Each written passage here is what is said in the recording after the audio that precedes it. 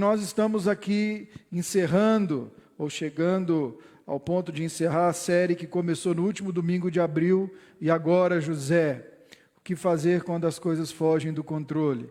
Nós experimentamos esse ano um ano atípico, né? Todos nós tínhamos planos, desejos, vontade, estava tudo em ordem até esse vírus aparecer e nos lembrar de que nós não estamos no controle de nada e que nós dependemos do Senhor para tudo na nossa vida. E é muito interessante as coisas que essa pandemia foi revelando. Nós estamos indo já para 70 dias, por aí, 70 dias dessa novo normal que a gente está vendo, vivendo e enfrentando. E eu tenho certeza que cada um de nós tem extraído lições, tem aprendido a descansar no Senhor, e essa série veio trabalhando duas dinâmicas em nós, né? Ou pelo menos uma dinâmica muito forte até a noite de hoje, que é a palavra em nós, aquilo que nós precisamos nos lembrar. Nós falamos sobre soberania de Deus, nós falamos sobre fé, nós falamos sobre descanso no Senhor. Então nós falamos sobre postura que a gente deveria ter nesses dias. Se você pegar as últimas palavras, desde o último domingo de abril até o domingo passado, você vai ver que o grande desafio é a gente internalizar toda a verdade do Evangelho, tudo aquilo que Deus tem falado conosco. Porque uma das coisas que essa pandemia fez foi denunciar a fragilidade do Evangelho que muitos de nós, ou muitos crentes, professam. Essa pandemia denunciou muitas teologias, porque aquela teologia baseada numa prosperidade, baseada no humanismo, ela ficou sem resposta agora. Porque não é só pensamento positivo que vai resolver as coisas. Não é só o seu poder interior que vai fazer as coisas acontecer. Não é só a sua força de vontade. Ou não é só a quantidade de oferta que você traz em troca daquilo que Deus pode te dar. A gente foi nivelado. Então, uma das coisas que nós fizemos nessa série foi nos lembrar de princípios básicos da nossa fé, daquilo que acreditamos, daquilo que temos sido bombardeados e pregado para nós há tanto tempo, e que muitas vezes a gente vai deixando escapar. Então, nesses últimos domingos, nós temos falado sobre essa dinâmica do que fazer quando a nossa alma entra em conflito e as coisas fogem do controle. Como lembrar a nossa alma quem é o nosso Deus. Como lembrar a nossa alma de como proceder. E essa é apenas uma das facetas, ou uma das dinâmicas de toda essa série, e é uma das dinâmicas do Evangelho. O Evangelho ele tem uma dinâmica pessoal, mas ele tem uma dinâmica em mim e uma dinâmica a partir de mim. Ele tem uma dinâmica pessoal e uma dinâmica comunitária. O que nós estamos fazendo com cultos online é muito legal, é muito bom, é muito jóia, mas ele não é um substitutivo para o congregar. Igreja é congregar, é estar juntos, é ser comunidade, é estarmos olhando nos olhos uns dos outros, é caminhar um com o outro, é estar próximos, é adorar ao Senhor juntos, poder estar disponível e pronto para o irmão. Então, uma das grandes dificuldades que a gente vai ter, e a gente vai precisar aprender a lidar com isso, é desejar a comunidade de novo. Porque nós estamos entrando numa fase muito complicada, muito difícil, que é uma fase de acomodação. As igrejas se organizaram para o seu culto ficar o mais acessível possível. Se você lembrar do nosso primeiro culto em março, online, quando nós tivemos que fazer 2 transmissões, o Cassandro transmitiu da casa dele, a gente cortou o louvor, e aí eu transmiti da minha casa. Se você lembrar para agora, nós estamos já com 2 câmeras, 3 câmeras, já tem programa, já tem aberturinha, já tem tudo. As coisas estão ficando muito confortáveis. E a gente vai ter a dificuldade, irmãos, eu e você, nós vamos ter a dificuldade de lembrar que o culto online não substitui a comunhão da igreja de Cristo Jesus, que é constituída quando a gente entra juntos em adoração no mesmo lugar, onde a gente olha nos olhos do irmão Porque online ninguém te desafia, online ninguém pisa no seu pé, online ninguém cutuca o seu calo, online ninguém te torna uma pessoa melhor. Online a gente consegue se esconder de várias maneiras. Inclusive agora, se você não estiver gostando do que eu estou falando, os coitados que estão aqui sentados não tem como fugir, vai ficar muito chato para eles fugir. E eu posso jogar esse copo d'água neles. Mas você pode dar mute. Você pode mudar para qualquer outro programa no seu computador aí. Então a gente precisa entender que há uma dinâmica comunitária no Evangelho. Há uma dinâmica a partir de mim. Então, nessa noite, eu queria que a gente meditasse um pouco sobre isso. O que é que tudo isso que nós ouvimos nesses últimos domingos, que alimentou a nossa alma, o que é que tudo isso agora vai ter efeito a partir de mim? O que é que eu vou fazer com tudo isso? Tá bom, eu já entendi sobre a soberania de Deus. Eu sei que Deus é soberano, conduz a história e isso me faz descansar o meu coração. Tá bom, eu sei que o Senhor é o Deus que, no meio de todas as dificuldades, coloca circunstâncias e situações para apontar para Ele, para acalmar o meu coração. Eu sei que o Senhor pode me levar numa tempestade e daquela tempestade Ele vai se manifestar e Ele vai dizer, olha, relaxa, eu estou aqui, nós vamos chegar lá na outra margem, vai acontecer, só desfruta do processo. Eu sei de tudo isso, mas e agora? Como que eu preciso me portar para um tempo como esse? E esse é o tema da nossa mensagem hoje, para um tempo como esse. Essa mensagem ela tá baseada no livro de Esther, no capítulo 4, se você tiver aí e puder abrir, Esther, capítulo 4, deixe ele aberto no capítulo 4, os versículos que nós vamos ler é o 13 e o versículo 14, nós vamos ler, tá bom? Mas deixa aberto aí no versículo 4. Nós temos o desafio de ser igreja nesse tempo que Deus nos colocou, que Deus nos plantou. Nós temos o desafio, eu e você, de vivermos a nossa fé nesse tempo que Deus nos colocou. E que desafio é esse que nós estamos vivenciando? Que tempo louco é esse que nós estamos vivendo? Nós estamos vivendo um dos momentos históricos da humanidade, um momento de transição da humanidade como entendimento de humanidade.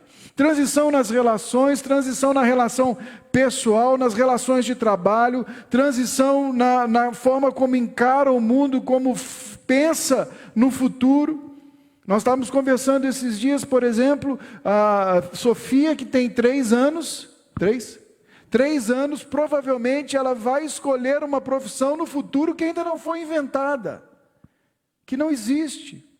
Possivelmente alguns de nós que estamos sentados aqui, ou que daqui a 20 anos teremos 60, 70 anos de idade, provavelmente a nossa profissão vai ser algo praticamente sem novas pessoas se formando, porque o mundo está mudando. Se a gente pensar agora no mundo pós-pandemia, nós estamos falando de um novo normal. Ninguém mais fala que as coisas vão voltar ao normal. Nós estamos falando de agora nós vamos ter que viver um novo normal. Mas o que é esse novo normal? Um amigo meu falou o seguinte: esse novo normal é que você nunca mais vai poder espirrar em público, né? Sem ser olhado com aquele ar de julgamento e de alguém embala ele em álcool em gel, por favor. Mas há uma nova significação. Mas é para esse tempo hoje que Deus nos chamou. Que Deus te chamou, que Deus espera que eu e você vivamos a nossa fé nesse momento. Nós não podemos ficar olhando para trás e ficar pensando que foi muito bom ser cristão no passado. Ou como algumas pessoas fazem, né? Eles olham para a igreja primitiva e colocam a igreja primitiva como algo sem problema. E se você vai ler, você vai ver que o negócio era tão problemático quanto hoje. Cada era, cada tempo tem o seu desafio, e nós precisamos entender os desafios de ser cristão nesse tempo que o Senhor nos colocou. Números 12 vai falar, antes da gente ler, 1 Crônicas 12, vai falar dos filhos de Israel, e ele vai falar que dos filhos de Isacar, eles tinham homens que conheciam o seu tempo. Nós precisamos conhecer o nosso tempo, para viver o Evangelho contextualizado ao nosso tempo, para que a gente entenda os desafios do nosso tempo e que a gente consiga responder ao nosso tempo de forma favorável. Um amigo dizia que Jesus era um excelente comunicador porque ele recebia o tempo dele, ele percebia o tempo dele no volume 8 e ele devolvia a resposta ao tempo dele no volume 9. Ou seja, ele entendia, percebia e ele devolvia de forma que as pessoas o escutavam. E esse é um desafio para nós como cristãos hoje. A nossa fé se tornar relevante, não só para a nossa vida, porque muita gente hoje está em choque, porque a sua fé não é relevante nem para si mesmo, mas também para a vida daqueles que estão ao nosso redor. Esther 4, vamos ler lá, 13 e 14, diz assim: então lhe disse Mordecai que respondessem a Esther: não imagines que por estares na casa do rei, só tu escapará dentre todos os judeus. Porque se de todo te calares agora, de outra parte se levantará para os judeus socorro e livramento. Mas tu e a casa de teu pai perecereis. E quem sabe, se para a conjuntura como esta é que foste elevada rainha? Ou alguma versão deve estar dizendo, quem sabe se para uma ocasião como essa, para um tempo como esse, foi que Deus te colocou aonde te colocou? Essa é a pergunta de Mordecai. Uma breve revisão no livro de Esther. Esther começa no capítulo 1 com uma crise no palácio do Xerxes, ou do Assuero, rei persa. O Império Persa, ele engloba aí quase 200 anos, 200 e poucos anos. Lá no livro de Daniel vai falar também um pouco do contexto de Israel, ou do povo de Israel ali entre os persas. Então, essa primeira fuga do controle, as coisas saem do controle quando a rainha Vasti resolve fazer o que ela quer fazer e não o que o rei decide que ela deve fazer. Ela então se rebela. Ela diz, ninguém solta a mão de ninguém, e o Assuero soltou a mão dela e disse, você não vai ser mais rainha, tchau, vai embora, não quero mais. E ele traz claro, depois você leia lá, eu estou parafraseando aqui, tá bom? E aí Esther é colocada na posição de rainha. Logo em seguida a gente vê que a trama, a narrativa, ela vai tomando forma, ela vai mudando, e a gente é apresentado a Mordecai, esse que cuida de Esther, ou pai adotivo de Esther, aquele que foi o guardião dela ao longo do tempo. Esther é uma órfã, a gente vai identificar isso na história dela, e Mordecai então aparece quando ele descobre uma trama para matar o rei Assuero, e ele denuncia, isso é investigado, e o rei então pune os que estavam tramando contra ele, e Mordecai começa a ter uma certa preeminência na história. Depois nós vemos que entra Amã no capítulo 3, um agatita, um Amã que resolve, que começa uma treta com o Mordecai, porque o Mordecai se recusa a se curvar diante de Amã, por uma série de motivos, entre elas que Amã é descendente dos amalequitas. E os israelitas e os amalequitas já tinham uma história, um histórico de não se bicarem há muito tempo.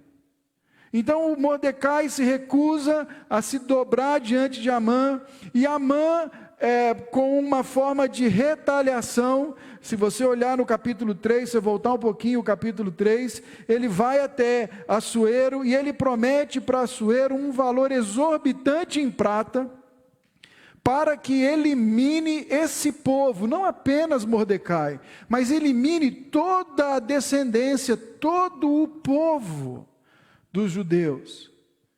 Então, nessa conjuntura, nós encontramos o capítulo 4, inicia o capítulo 4 com Mordecai lamentando, chorando em pano de sacos. Esther quer saber o que aconteceu, manda seus assistentes lá para vestirem ele, manda já com roupas e fala, né, como é que você vai ficar assim? Ele diz que ele se recusa, E ele manda dizer para Esther todas essas, o que estava acontecendo. Esther diz: olha, eu não posso entrar diante do rei.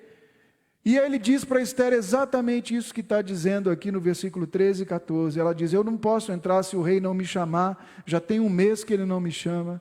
E o Mordecai vai dizer para ela o seguinte: se você achar que vai escapar só porque você está no palácio, você está muito enganado.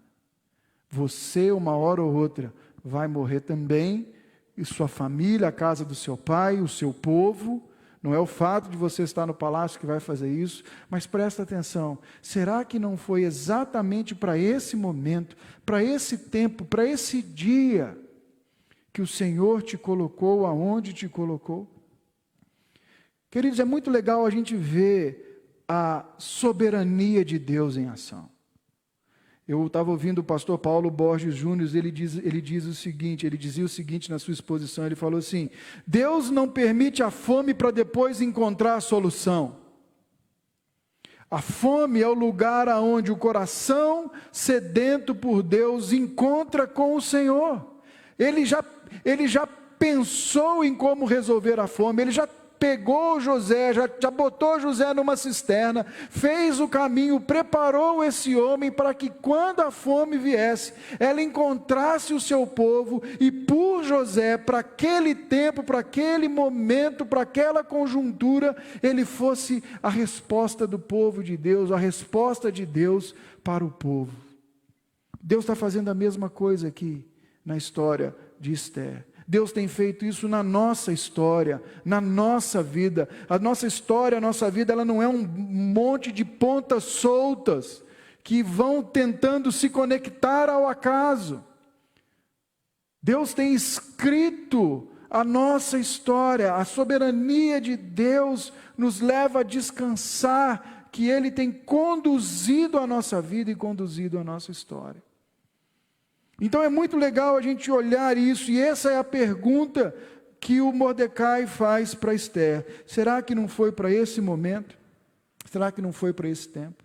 E essa é a pergunta que eu faço para nós hoje. Será que Deus não nos colocou vivo nesse tempo, nessa cidade, nessa conjuntura, nessa comunidade, nessa atual circunstância de vida? Será que não foi o Senhor que nos colocou nesse momento, para esse tempo, e a gente precisa realmente responder a Ele? Eu estava preparando a mensagem e me chegou às mãos, pesquisando sobre essa questão do tempo, me chegou às mãos um conceito que está sendo usado pelo exército, a escola americana, a escola de guerra americana, começou a usar esse contexto no final dos anos 90, e esse contexto tem vindo para o mundo empresarial. Eles chamam, é um acróstico VUCA, VUCA, que em português quer dizer,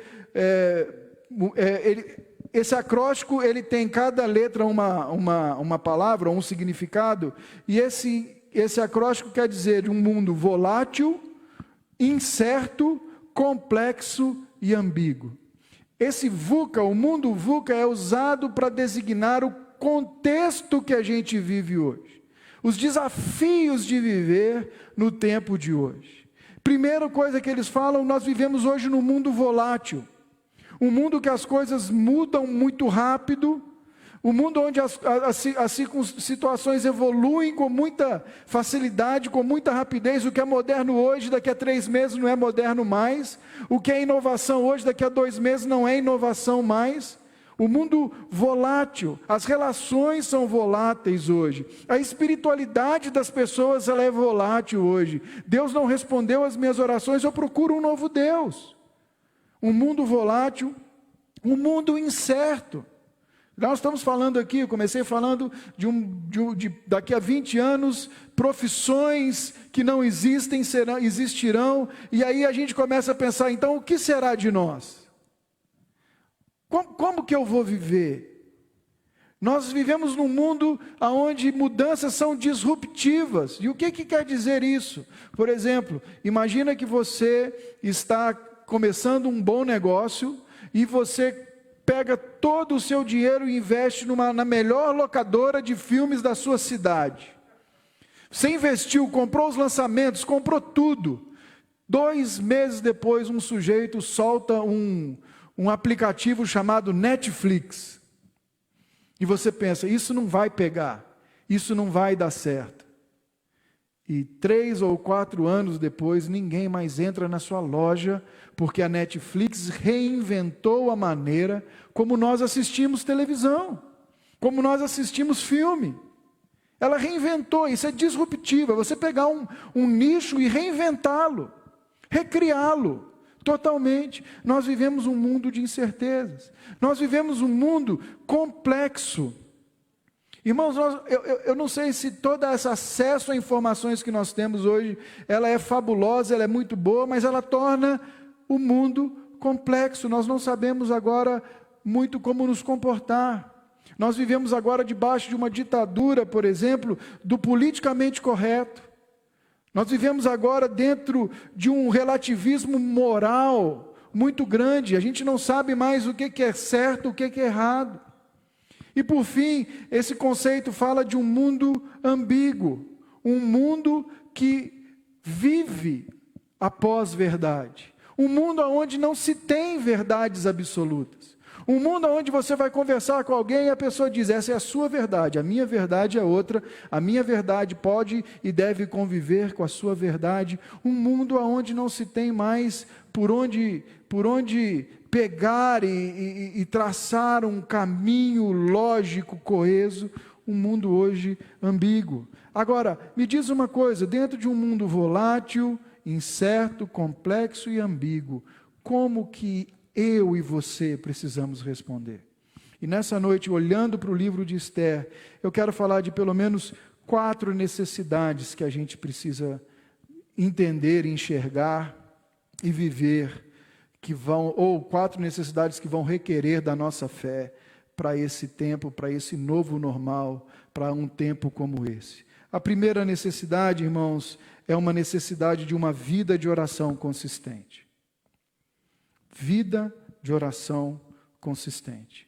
Quando você olha o capítulo 4, nos primeiros versículos, vai dizer que quando Mordecai soube do que havia se passado, ele rasgou suas vestes, cobriu de pano de saco e de cinza e saiu pela cidade, clamou grande e amargo clamor.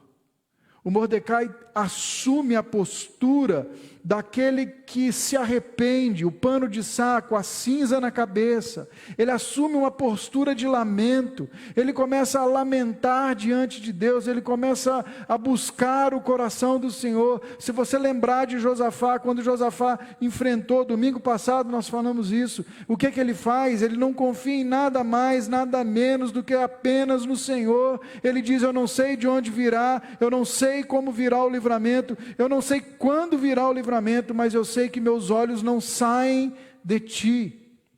Nós, irmãos cristãos modernos, temos negligenciado a nossa vida de oração. Temos deixado a nossa vida de oração a segundo plano. Temos colocado a nossa vida de oração dentro de uma interpretação das Escrituras do orai sem cessar, que eu posso orar o dia inteiro, todo o tempo, toda hora, mas eu não oro dia nenhum, hora nenhuma e tempo nenhum, porque eu estou sempre ocupado demais com alguma coisa para que isso aconteça. Para um tempo como esse, nós temos a necessidade de uma vida consistente de oração. Michael Gorin, um pastor americano, ele coloca 3 imagens que ajudam a entender a importância da oração para um tempo como esse. A primeira delas, a oração como uma pá que escava os tesouros escondidos e enterrados indicados pelo Evangelho. Essa é uma afirmação de João Calvino. A oração é como uma pá que escava tesouros escondidos e enterrados indicados pelo Evangelho. Então nós temos todas as facetas e benefícios da salvação, por meio da obra do Espírito Santo, elas vão sendo reveladas, vão sendo desenterradas a nós e tomando forma no nosso coração por meio da oração. É na oração, é no nosso tempo de oração que essas verdades do Evangelho vão tomando forma e vão se tornando reais e vão se tornando vivas e vão fortalecendo e solidificando o nosso coração. Ele continua dizendo, ou o Catecismo de Heidelberg também diz assim, que a oração é a parte mais importante da gratidão que Deus requer de nós. E o Catecismo ainda afirma que Deus concede sua graça e o Espírito apenas para aqueles que incessantemente oram e gemem no seu interior, clamando a Deus por esses dons e lhe agradecendo por eles. Então, a primeira imagem de uma vida consistente de oração é como uma pá. A oração como aquilo que vai cavando no ser de Deus e vai nos revelando tudo aquilo que já temos no Senhor através de Cristo Jesus. Efésios, Paulo vai dizendo isso, que Ele nos deu toda a sorte de bênção nos lugares celestiais. O que é isso? Salvação, comunhão, vida, adoção. Isso a gente vai descobrindo à medida que a gente vai caminhando na nossa vida de oração. A segunda imagem que ele dá é uma imagem militar. A oração como um lugar, uma posição estratégica a se tomar num campo de batalha. Um lugar que precisa ser tomado e mantido, e esse lugar é chave para que a batalha seja bem sucedida e que a guerra seja vencida. Nós precisamos lembrar que estamos em guerra, irmãos. O mundo não é um parque de diversão. O mundo é uma trincheira. Estamos em guerra contra a carne, contra o mundo e contra o diabo. Estamos em guerra e a oração nos permite nos posicionar diante dessa guerra. E ele continua dizendo que esse lugar é como aquele dia D, a Normandia na Segunda Guerra. Foi chave. Quando os aliados invadiram a Normandia, a guerra começa a tomar outro rumo. Aquele lugar foi consolidado e a partir de então, todo o domínio nazista vai caindo, cidade após cidade, até terminar encurralado ali em Berlim. Uma posição estratégica a ser vencida. Paulo vai falar sobre isso também em Efésios, e eu vou ler para você, Efésios capítulo 6, no finalzinho, quando ele está terminando para falar da armadura, ele vai dizer assim: com toda oração e súplica, orando em todo o tempo no Espírito, e para isto vigiando com toda perseverança e súplica por todos os santos, e também por mim, para que me seja dada no abrir da boca a palavra, para com intrepidez fazer conhecido o mistério do Evangelho, pelo qual sou embaixador em cadeias, para que em Cristo eu seja ousado para falar, como me cumpre em fazê-lo. Então nós precisamos assumir essa postura estratégica em oração. Estamos em guerra. E a terceira imagem que ele fala é uma oração de linha de frente, em oposição a uma oração apenas de manutenção. Então ele fala que a oração como uma pá que cava e desenterra os tesouros escondidos em Cristo Jesus. A oração como uma posição estratégica a se tomar para se vencer a batalha. E agora ele vai falar sobre uma oração de linha de frente, em oposição a uma oração de manutenção.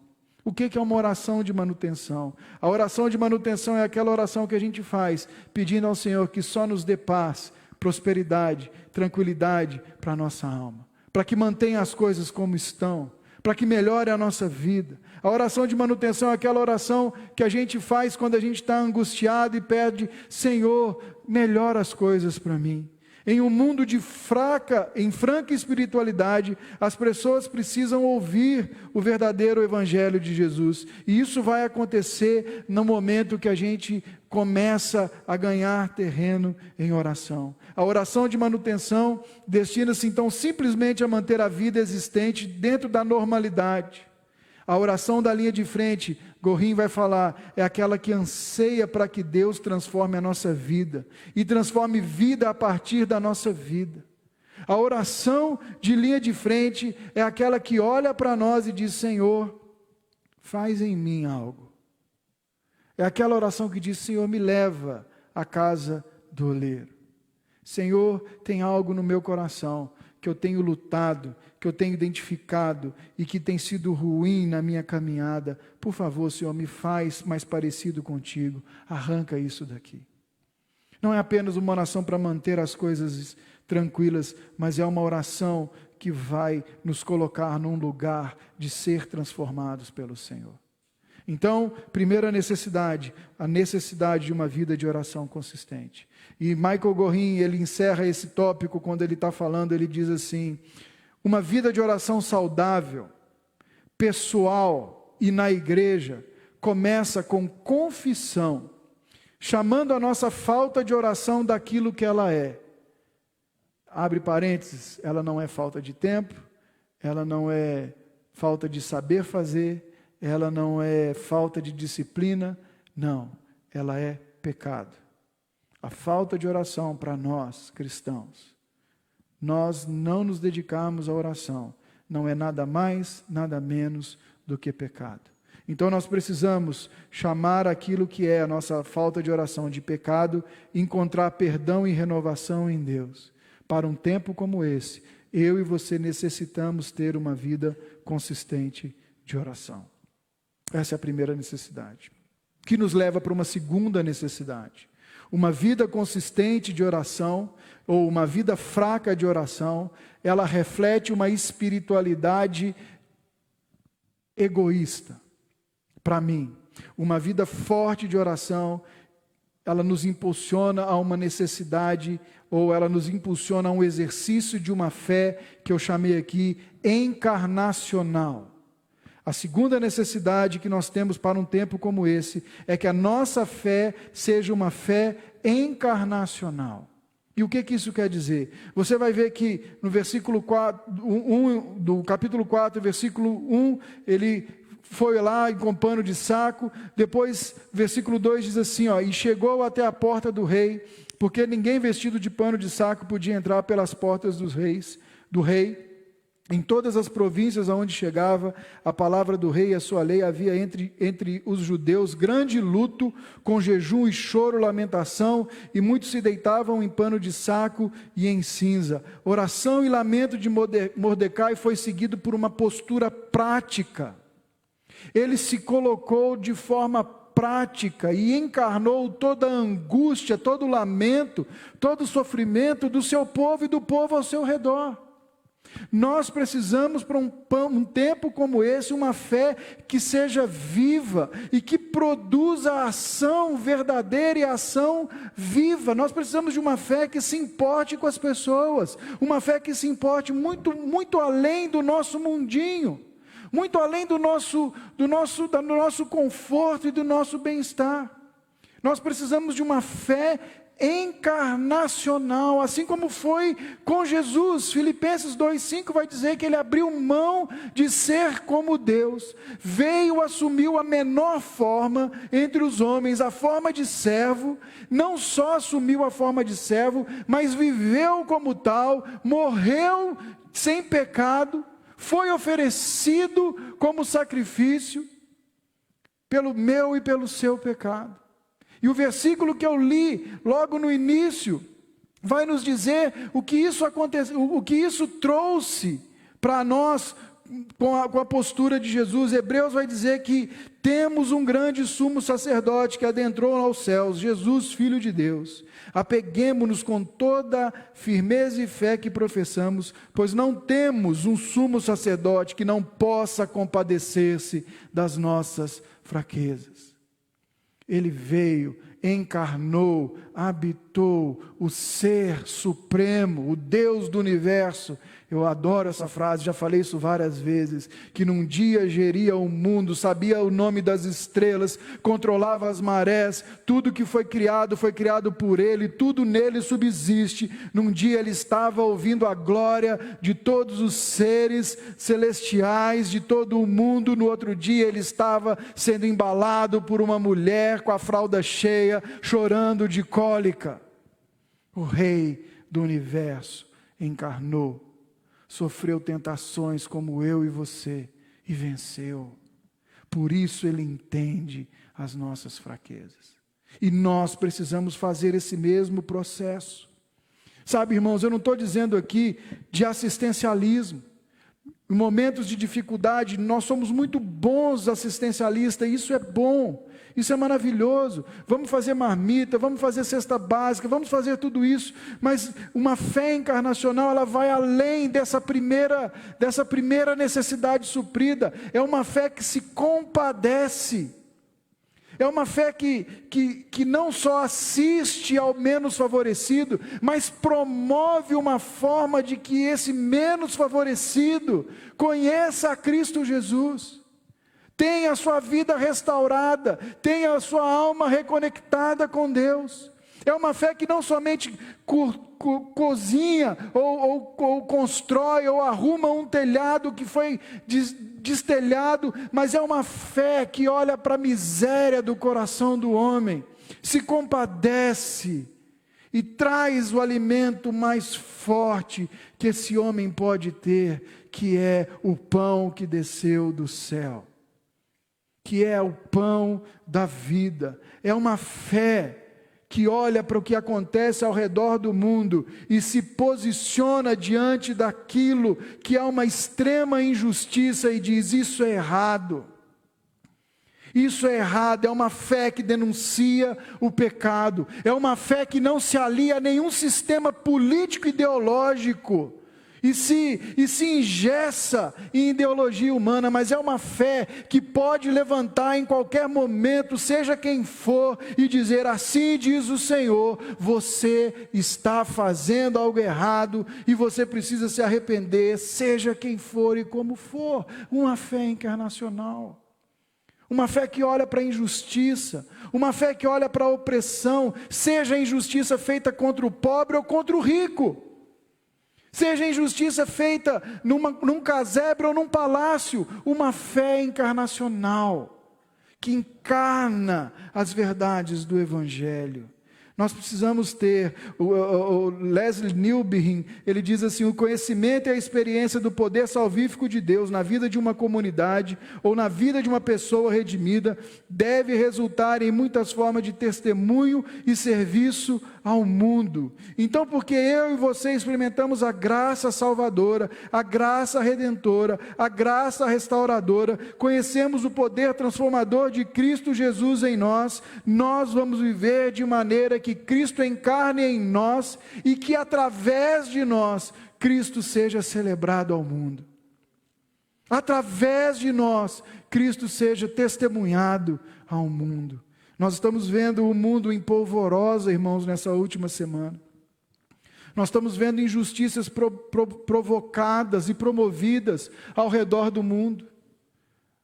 Nós estamos assistindo, esses dias eu fui assistir uma notícia e eu não consegui terminar de ver a notícia, eu não consigo ver aquela foto daquele homem deitado e um policial com o joelho no pescoço dele, os olhos dele de terror, e ele dizendo: eu estou asfixiando.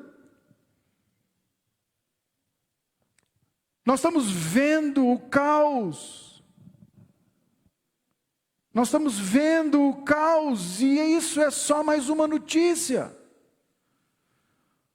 O corona não era tão problemático enquanto ele estava na China. Ou não é? Enquanto era só chinês que morria, tá bom. Nós estamos vendo anúncios de meninas sendo exploradas sexualmente, abusadas sexualmente dentro da sua casa.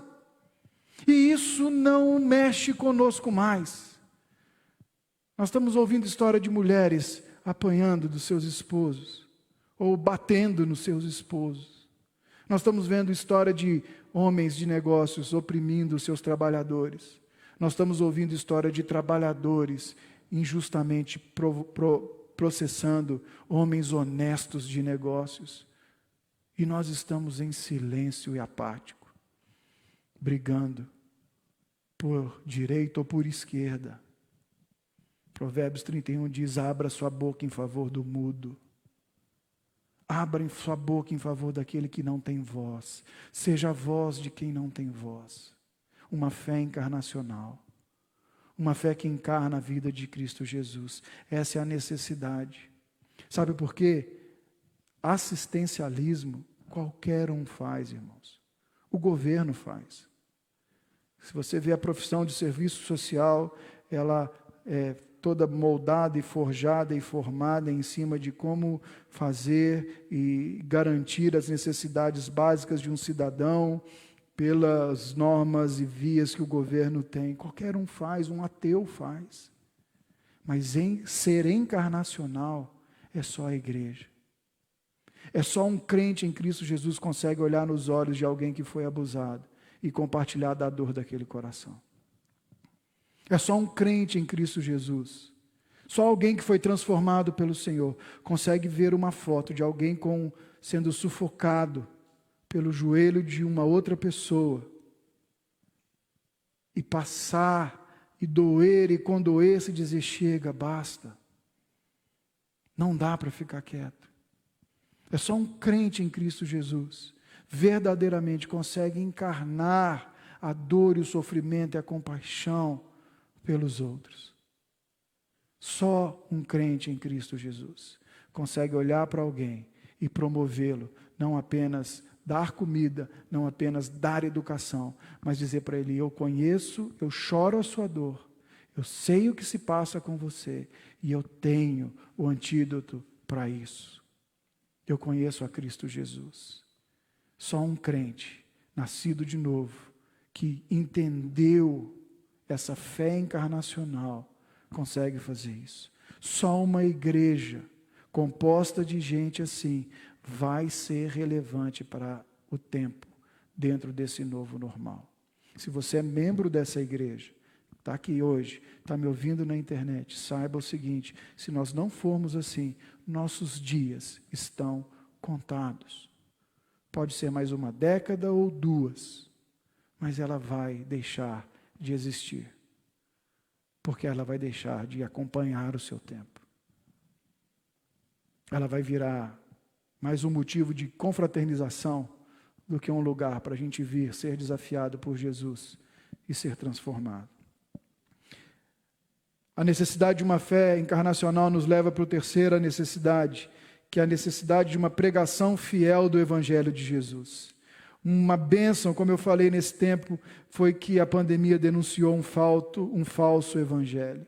Para tempos como esse, meus irmãos, eu e você precisamos olhar para o Evangelho de Jesus, precisamos olhar para aquilo que o real Evangelho professa, precisamos nos lembrar que fomos criados à imagem e semelhança de Deus, que pecamos, fomos então afastados do Senhor, e desde então o Senhor começou uma história, uma narrativa de redenção pela terra, e em Cristo Jesus, na cruz do Calvário, nos foi então possibilitado restauração, reconexão com Cristo Jesus. E o Evangelho de Jesus, ele é muito mais do que apenas bênçãos para essa terra. O Evangelho de Jesus é saber que éramos mortos em nossos delitos e nossos pecados. Agora temos vida e todas as bênçãos celestiais em Cristo Jesus estão à nossa disposição.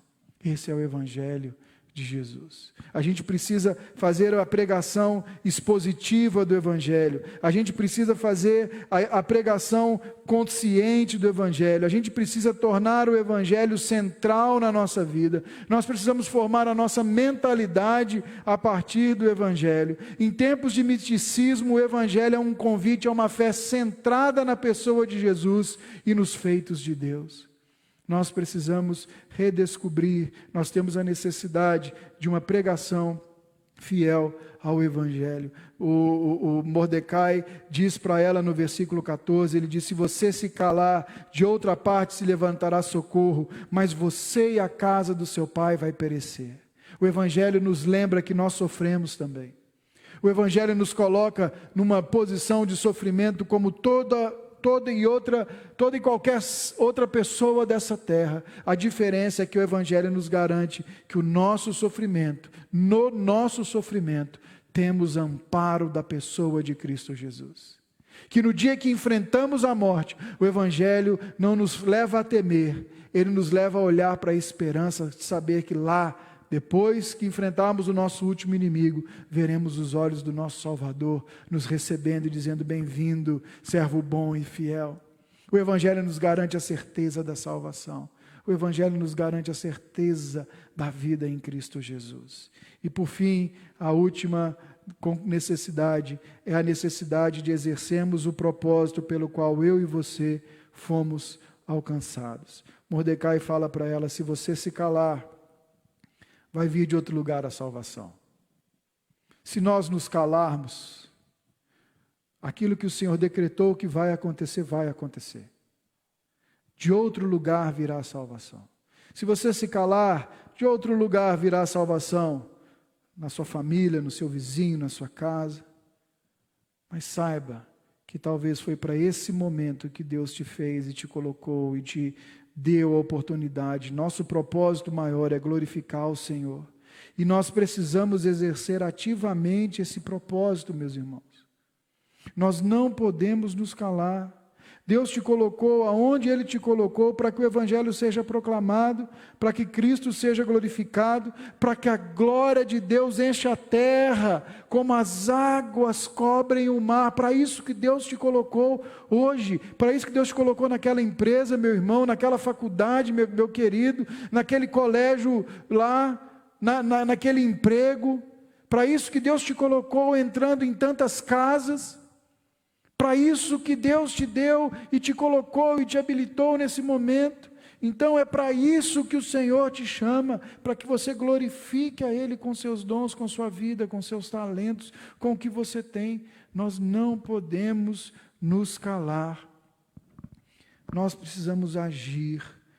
Nós precisamos encher a terra com o conhecimento de Deus. Quando as coisas fogem do controle, nós temos que fazer como Mordecai e dizer: ei, não fugiram do controle, porque Deus está no controle.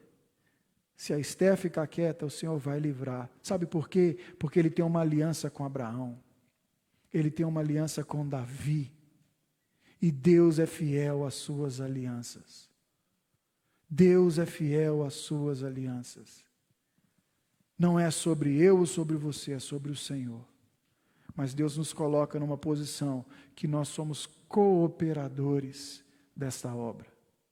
Que nós temos a oportunidade de desenvolver o nosso propósito para o qual nascemos e vivemos. Seu propósito não é apenas profissional.